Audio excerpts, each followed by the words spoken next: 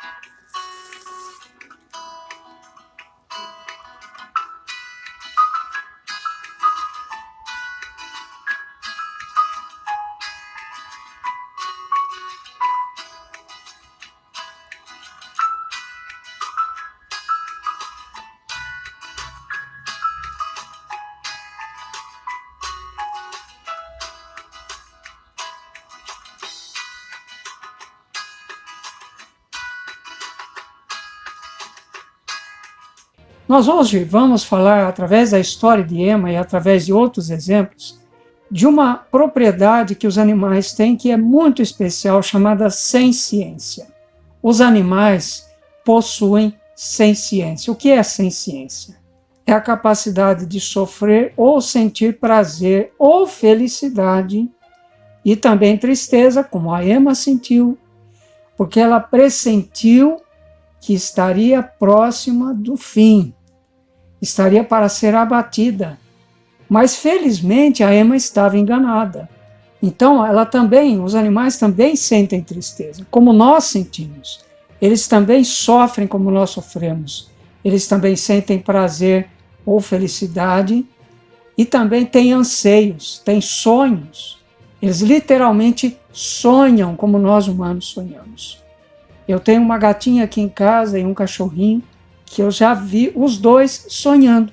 Eles têm pensamentos e eles têm lembranças. Olha que coisa mais linda.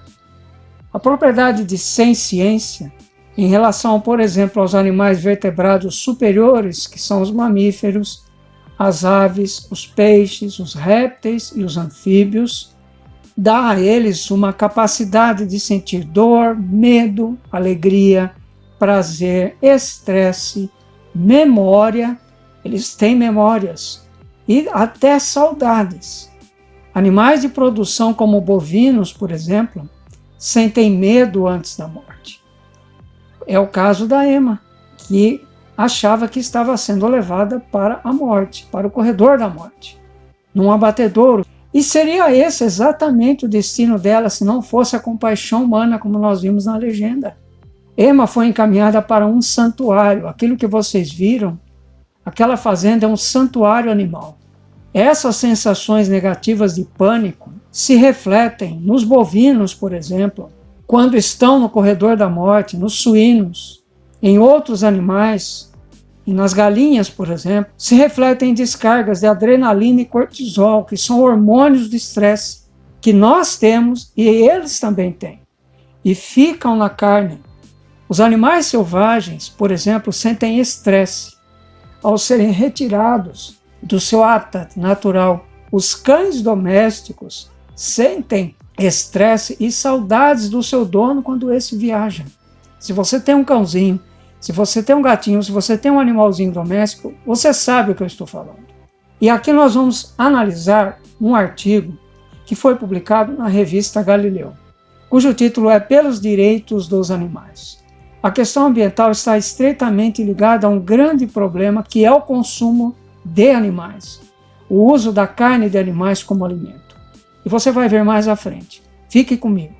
Neste artigo da Galileu, diz o seguinte: estudos vêm demonstrando que os bichos, não gosto de usar essa palavra para os animaizinhos, os animais podem ter consciência, na verdade eles têm, além da capacidade de sentir e sofrer.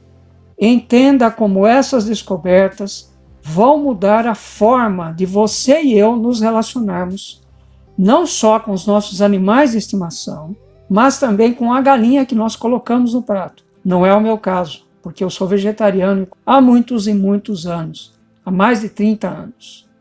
Desde 2009, a União Europeia reconheceu que estava errado pensar em animais como propriedades, em outras palavras, como coisas, e deu-lhes o estatuto jurídico de seres sencientes, que são seres capazes de sofrer ou sentir prazer ou felicidade, que têm memórias, que têm saudades, que são como nós. Esse fato abriu as portas para que desafios judiciais contra o confinamento e maus tratos de animais começassem a surgir, a serem colocados na justiça em toda a União Europeia. Isso quem disse, quem escreveu, e está relatado nesse artigo, foi um filósofo, Dr. Peter Singer, professor da Cátedra de Bioética da Universidade de Princeton. A definição de que o homem é um ser pensante e de que isso o diferencia dos outros animais pode estar com os dias contados, porque ao longo dos últimos anos, pesquisas científicas sérias, de neurocientistas em especial, vêm demonstrando que alguns bichos, alguns animais têm, sim, consciência. E não são apenas mamíferos, como macacos e golfinhos, já conhecidos por sua inteligência e habilidade de se identificar no espelho. Você sabia disso? Mas também papagaios e até mesmo polvos e moscas. E é isso que nós vamos descrever a seguir. Nós vamos ter agora uma parte do nosso estudo de hoje que vai demonstrar cada uma das propriedades de senciência, de consciência dos animais, que foram detectadas através desses estudos. Começando pelos polvos. E eu vou descrever aqui cada uma dessas conclusões às quais esses estudos chegaram. O primeiro mecanismo que um polvo tem é um sofisticado circuito neural de visão, que indica que ele também tem, além de um sofisticado circuito neural de visão, uma consciência sensorial aguçada, que só é encontrada ou era encontrada até o momento em que esse estudo foi feito, que já faz alguns anos, só era encontrada até então em animais vertebrados, animais com esqueleto. Nós estamos indicando aqui para ficar mais fácil de ler, de você ler aqui no nosso vídeo. Vamos continuar aqui. Além do mais, por conseguirem ver um predador a longas distâncias, estes cefalópodes conseguem pensar na melhor estratégia de fuga. E além disso, eles têm visão privilegiada. Os polvos são capazes de enxergar de longe objetos em movimento. E eu vou ler aqui um pouco mais a respeito desse interessante estudo. Através desse estudo, foi a vez do polvo se revelar um animal com níveis de consciência. Em uma pesquisa conduzida pelo pesquisador David Edelman, ele observou os moluscos em grandes aquários, onde projetou imagens de predadores do polvo, como por exemplo as moreias, e também de suas presas, por outro lado, como os caranguejos. Os polvos se alimentam dos caranguejos. Os cientistas do grupo de David Edelman observaram que o polvo tinha uma visão periférica avançada e ainda processava de maneira muito rápida a presença dos animais, tanto os seus predadores como também as suas presas. Isso indicaria, como nós vimos, um sofisticado circuito neural no seu cérebro. Os segredos são os nervos ópticos desenvolvidos, o que só costumava, até o momento desse estudo ser realizado, ser encontrado em seres vertebrados e dotados de consciência. Continuando então, vamos analisar o caso das drosófilas, aquela mosca de fruta, aquela mosca da banana, cujo nome científico é Drosophila melanogaster. Ela se concentra muito naquilo que ela vê. E aqui nós vemos que os cientistas colocaram uma caixa para fazer um teste para detectar essa capacidade de alto nível de concentração, de atenção seletiva. Colocaram uma caixa para girar em torno de moscas cobaias. Não para que fosse infligido algum mal a elas, não é isso. É simplesmente um experimento para detectar, então, a capacidade de atenção seletiva. E a cada 3 segundos, a caixa era substituída por uma cruz. O que acontecia, então, depois disso? Acontecia que a frequência das ondas cerebrais desses insetos aumentava quando a cruz aparecia, o que comprovou ainda que eles têm um alto nível de concentração. Em um estudo de 2009, o neurocientista que realizou esse estudo junto com o seu grupo de pesquisa, chamado Bruno van Swinderen, ele é da Universidade de Queensland, na Austrália, mostrou que a drosófila, conhecida como mosca de fruta, é capaz de demonstrar atenção seletiva, colocando então para girar em torno delas, um grupo de moscas, uma caixa, que era substituída por uma cruz a cada 3 segundos. Microeletrodos que foram implantados aqui nessas moscas mostraram que as ondas elétricas no cérebro delas se tornavam mais frequentes quando o inseto via a cruz, o que fazia com que ela se tornasse mais apreensiva. A cruz simplesmente fazia com que houvesse uma mudança de estado de consciência nessas moscas. E elas, com isso, mexiam mais as antenas e os olhos. Segundo o cientista, a mudança do padrão visual poderia instigar sua atenção seletiva, ou seja, ela tem capacidade de prestar atenção de maneira seletiva em determinadas coisas. Isso comprovou que ela conseguia ficar concentrada, algo que exige comportamentos cerebrais mais complexos e que indicam níveis de consciência, ainda que primários. Um outro animal que foi analisado num outro estudo foi um papagaio. E olha só que interessante a história deste papagaio. Esse papagaio chamava-se Alex. Alex se tornou famoso no meio científico por reconhecer cores e até mesmo por manipular a sua dona, a cientista Irene Pepperberg. E você vai entender por quê. Alex era um mero papagaio cinzento, cujo nome científico é Psittacus erythacus, uma espécie nativa da África, que foi domesticado, o Alex foi domesticado até se tornar um dos personagens mais famosos no estudo da consciência animal. A ave que foi comprada como bicho de estimação pela doutora Irene, uma neurocientista, em 1977, ela é da Universidade de Harvard, essa pesquisadora, acabou se tornando objeto de 6 estudos conduzidos pela pesquisadora.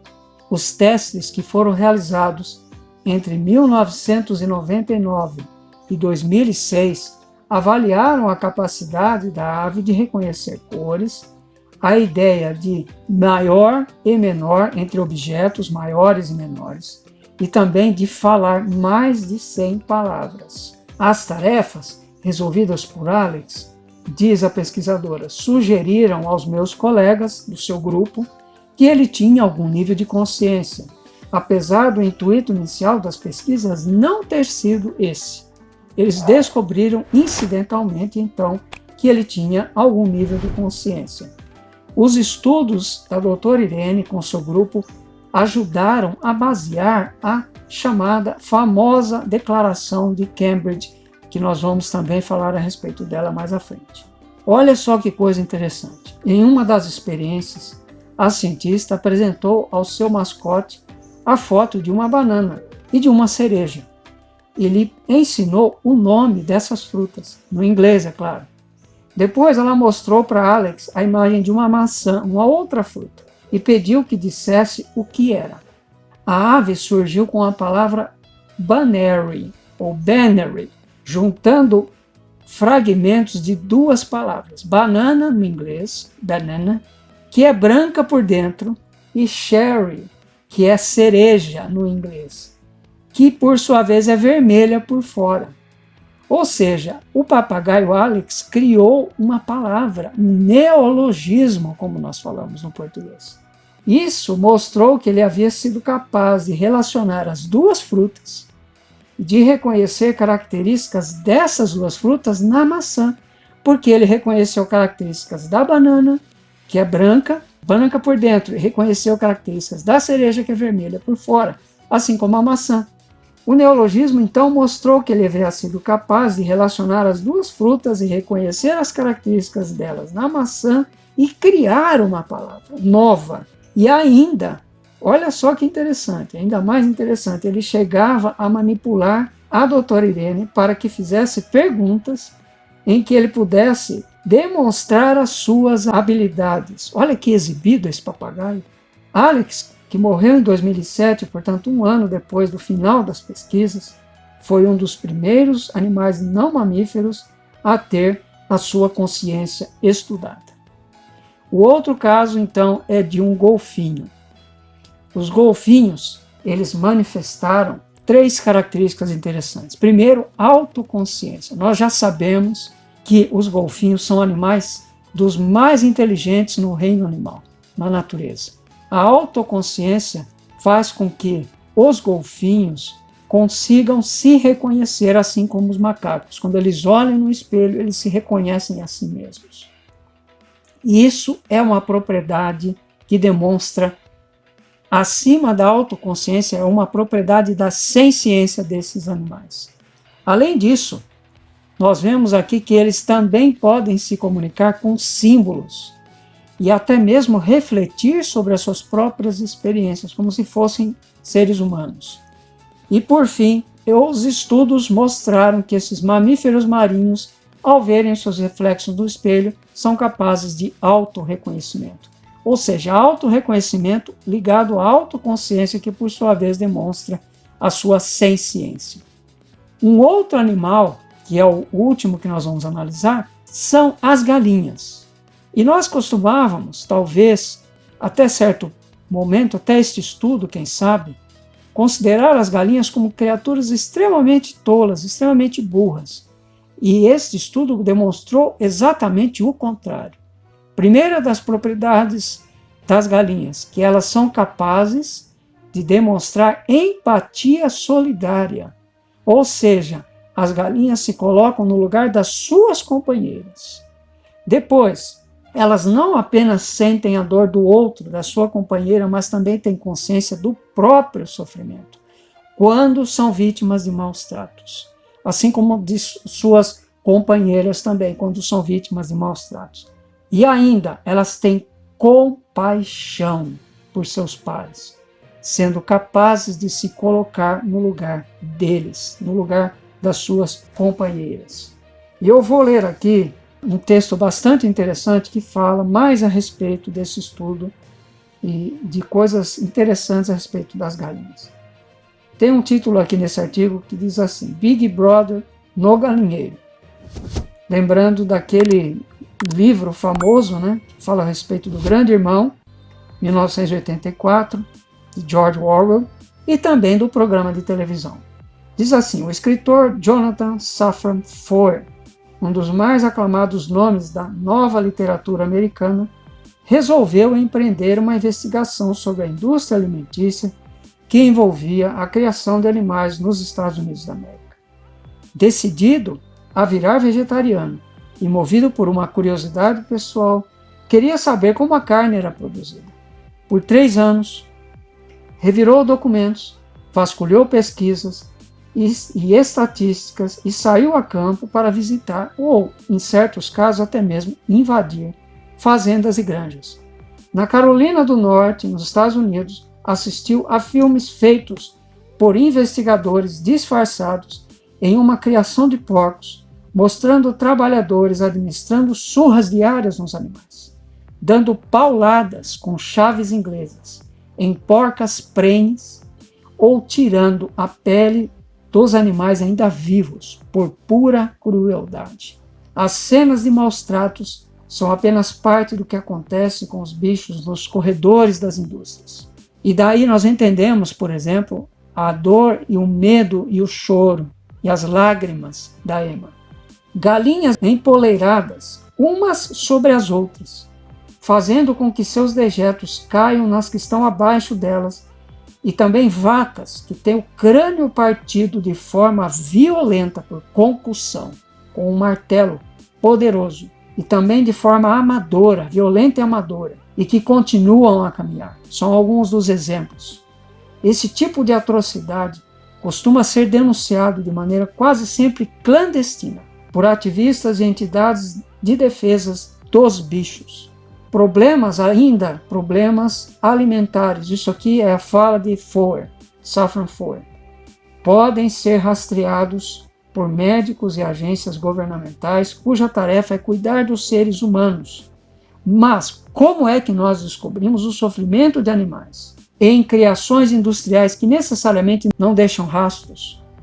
Questiona Foer no seu livro, um livro que ele escreveu chamado Comer Animais, que na verdade é um ensaio-reportagem que ele narra a sua investigação de alguns anos. E então a ciência entrou numa granja.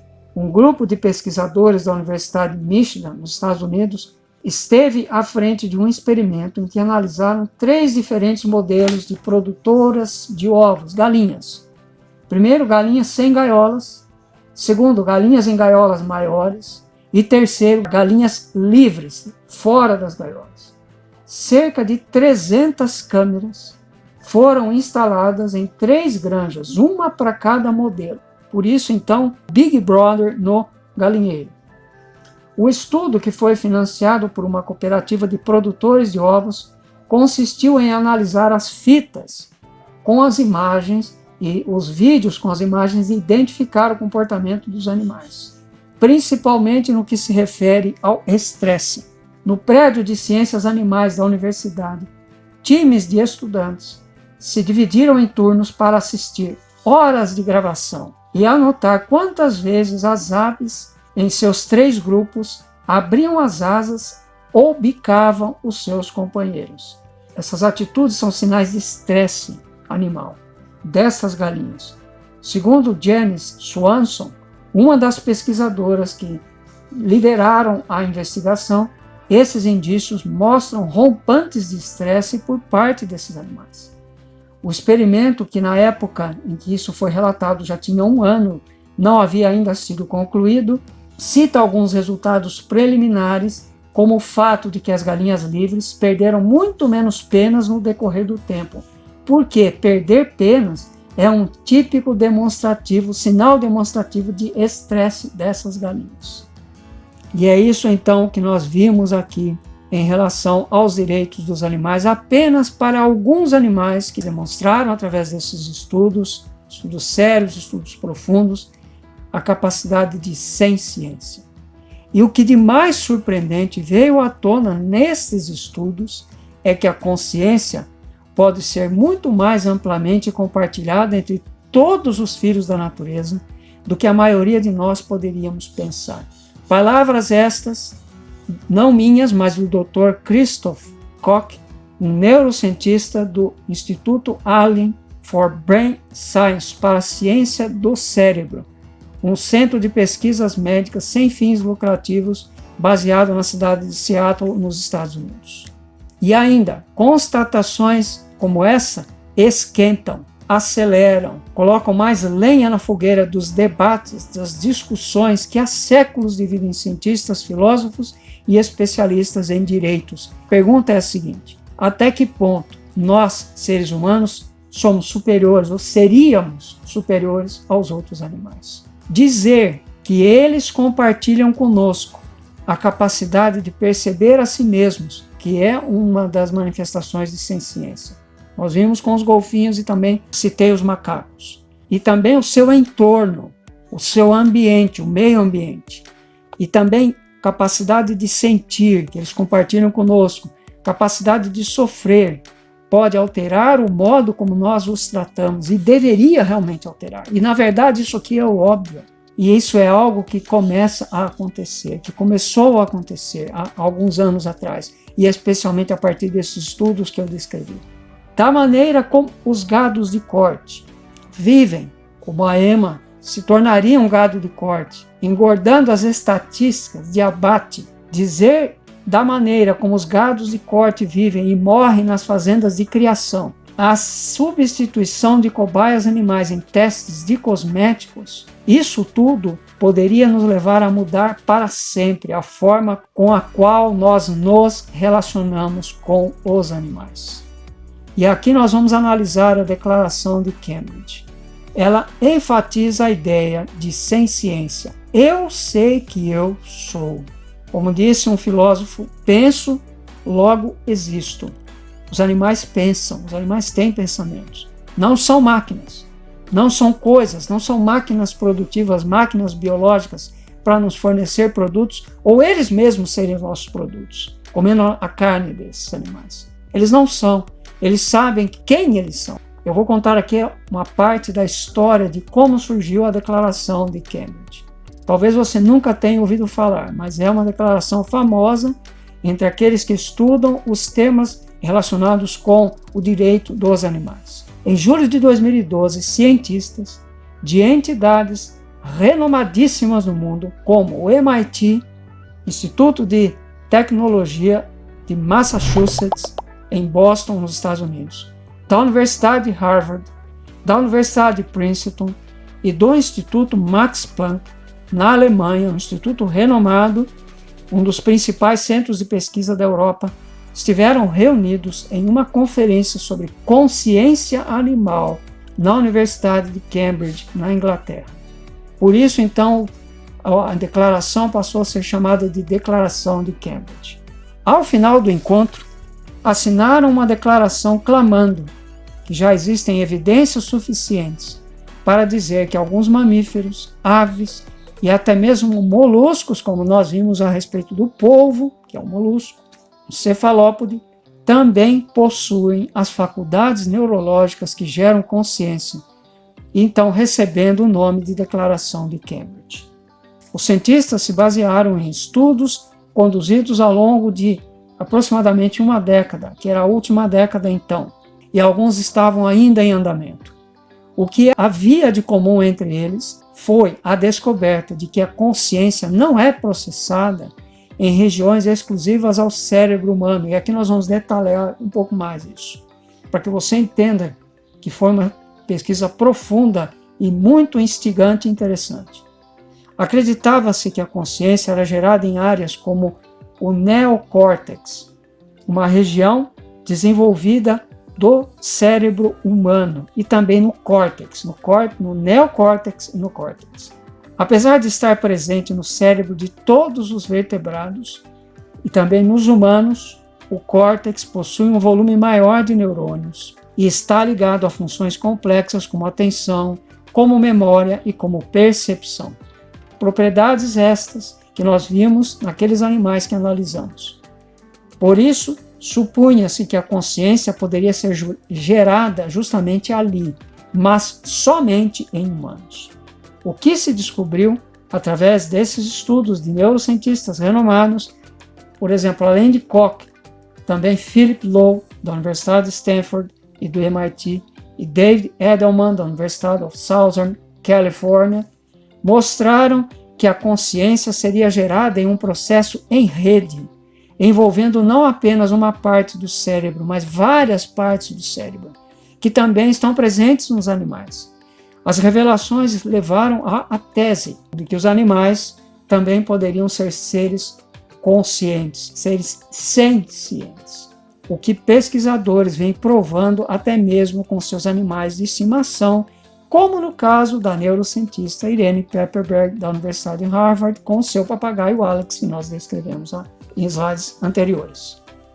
A Declaração de Cambridge, então, foi escrita por Philip Lowe e editada por Jaak Panksepp, Diana Rice, Dave Edelman, Bruno Van Swinderen, Philip Lowe e Christoph Koch. Ela foi proclamada publicamente em Cambridge, Reino Unido, no dia 7 de julho de 2012, e foi assinada pelos participantes naquela mesma noite, na presença de ninguém mais do que Stephen Hawking, na sala de Balfour, no Hotel Divan, em Cambridge, no Reino Unido. E ainda foi imortalizada esta cerimônia, filmada e apresentada no famoso programa da CBS 60 Minutes. O texto resumido da Declaração de Cambridge sobre a consciência animal é o seguinte. Os cientistas então aqui dizendo, nós declaramos o seguinte, a ausência de um neocórtex não parece impedir que um organismo experimente estados afetivos.